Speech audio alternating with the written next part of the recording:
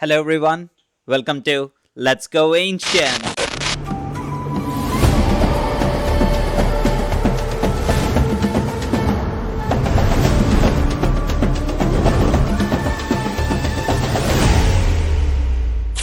Guys, some player breaks records and some players make the world stop for a moment just to watch what they do with the football.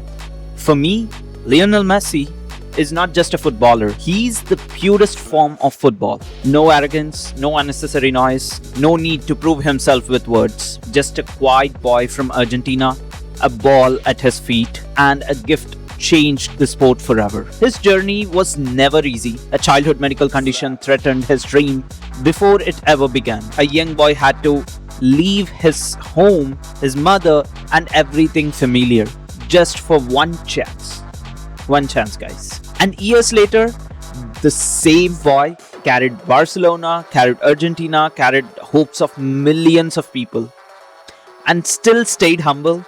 From Rosario to Barcelona to Argentina and the night in Qatar. This is not just a story about trophies, goals, or records. This is the story of pure talent, sacrifice, pain, humility, destiny, and a pure football magic. This is the story of Lionel Andres Messi Cucitini. Let's begin. Football has seen kings, magicians, gods. Only one won 8 Ballon d'Or trophies, 4 Champions Leagues, and a World Cup, yet still made the game look like a quiet conversation between a boy and a ball. The GOAT debate didn't fade, it ended, not with a shout, but with a left foot in Lusail.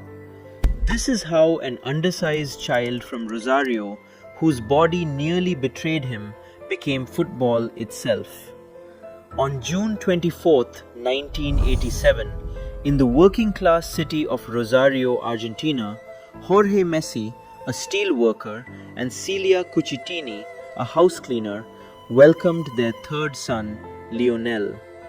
By age 4, he was playing at neighborhood club Grandoli, where coach Salvador Aparicio wept at the boy's natural talent. At 6, Lionel entered the youth ranks of Newell's Old Boys under manager Adrian Correa, who saw a child far too small but gifted with extraordinary skill. Yet, at age 10, the dream faced its first true threat. Doctors diagnosed Lionel with a severe growth hormone deficiency, a condition that threatened to halt his physical development at just 4 feet 7 inches. The medical regimen required nightly injections costing up to $1,500 a month. For a family living on factory wages, the expense was impossible. Jorge's health insurance expired after 2 years, leaving them with no way to fund the cure. But family belief proved stronger than poverty. Jorge and Celia sacrificed everything, working extra shifts to ensure their quiet boy had a chance to simply grow. On September 17, 2000, 13-year-old Lionel Messi stepped off a plane in Spain. Behind him lay Rosario, his mother Celia, his siblings, and the comfortable warmth of his childhood neighborhood. Before him lay a cold, unfamiliar city and a massive gamble.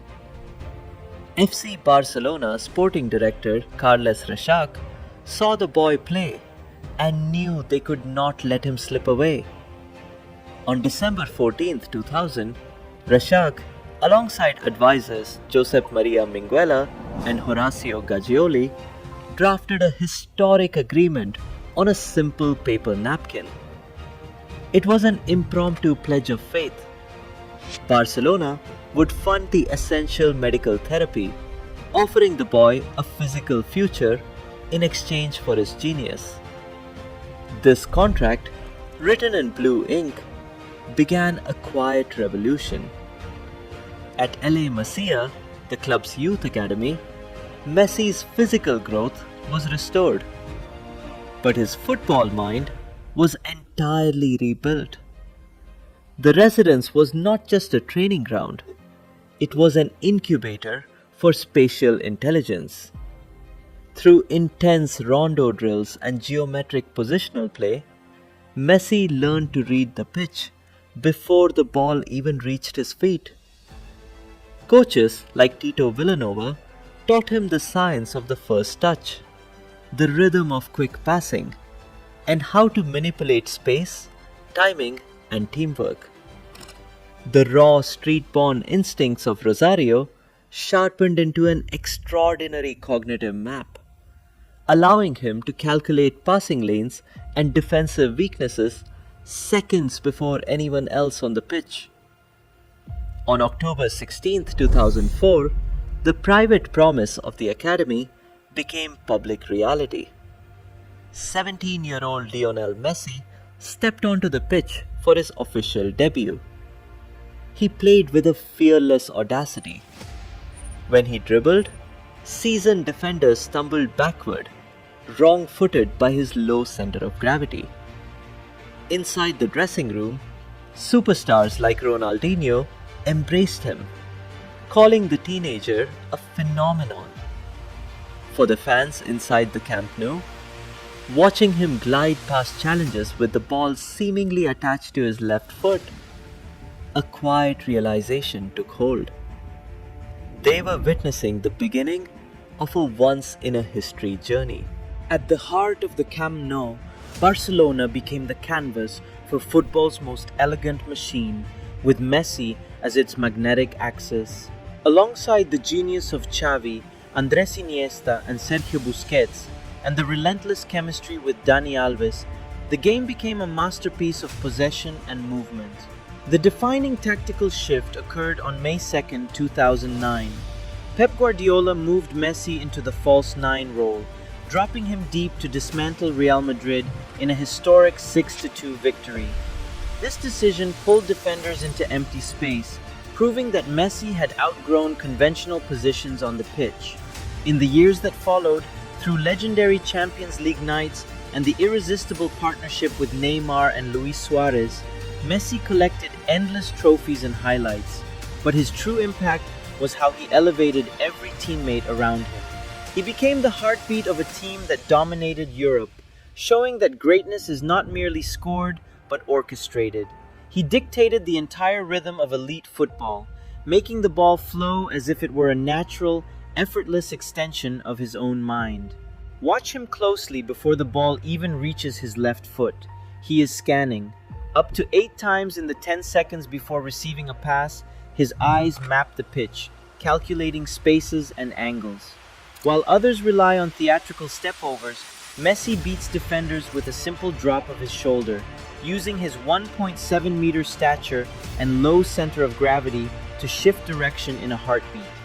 The decision is made before the dribble even begins, yet this technical efficiency is matched by an almost silent humility. He does not shout or seek the spotlight.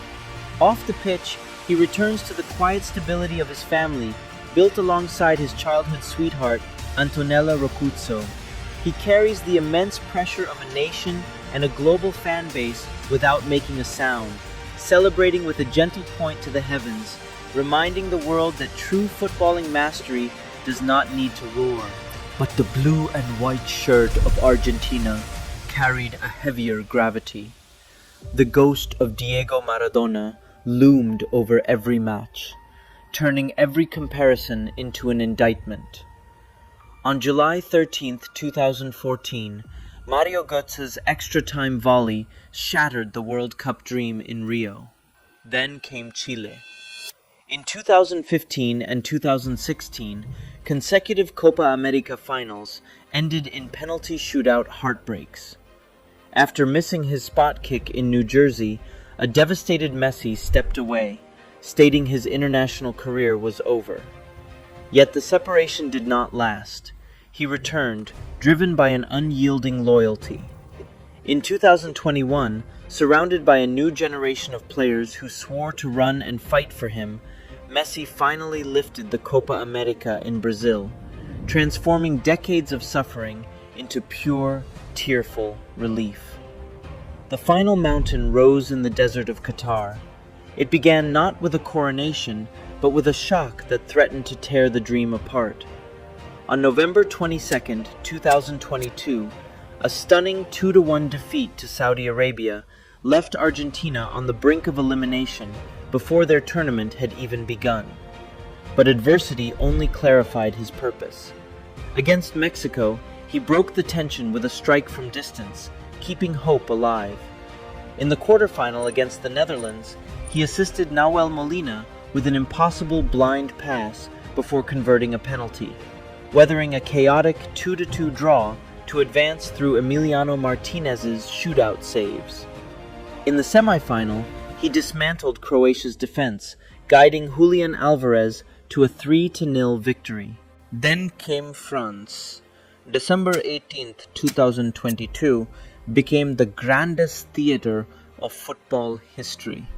Standing against Messi was Kylian Mbappe, a force of nature who answered Messi's penalty and Angel Di Maria's counterattack with 2 goals in 80 seconds. When Messi scored again in extra time, Mbappe equalized once more. It took penalties to settle the heavens. When Gonzalo Montiel's spot kick hit the net, the boy from Rosario had finished the game. The long wait was over. The debate was finished. The mathematical proof is there. 8 Ballon d'Or awards, 4 Champions Leagues, 10 La Liga titles, a Copa America, and the World Cup. Yet the true measure of his greatness remains stylistic, found in how the sport itself became complete only when the ball was at his feet. A brief Parisian transition served as the bridge to a final chapter in Miami in 2023, igniting a cultural phenomenon that packed stadiums across America and captured a new generation of fans. He never needed to shout. His left foot had already spoken for him. As football grows increasingly athletic and tactical, we may never again see such quiet, artistic grace on the pitch. Messi did not just conquer the game, he elevated it to pure art. The trophies will gather dust, but that magic remains timeless. I don't know, but this all begins with the moment we all remember. I specifically remember Ankara Messi, Ankara Messi. Do you know the actual meaning of Ankara Messi? That is, Messi is still going. Whoever said this, that absolutely true. Messi is still going. At 39 years old, when most of the players remembered only through highlights, Messi is still writing new pages, guys.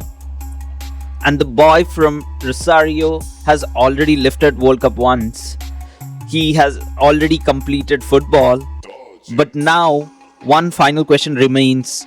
Can Lionel Andres Messi Cucitini lift the World Cup one more time? Can story end with one final miracle? Or football is preparing one last chapter for one of the greatest player it has ever seen? Let's wait and watch, because this story is to be continued. Hope you like this video and let me know your favorite Messi moment. Share it in the comment below, and please like, share and support by subscribing. Until then, adios amigos.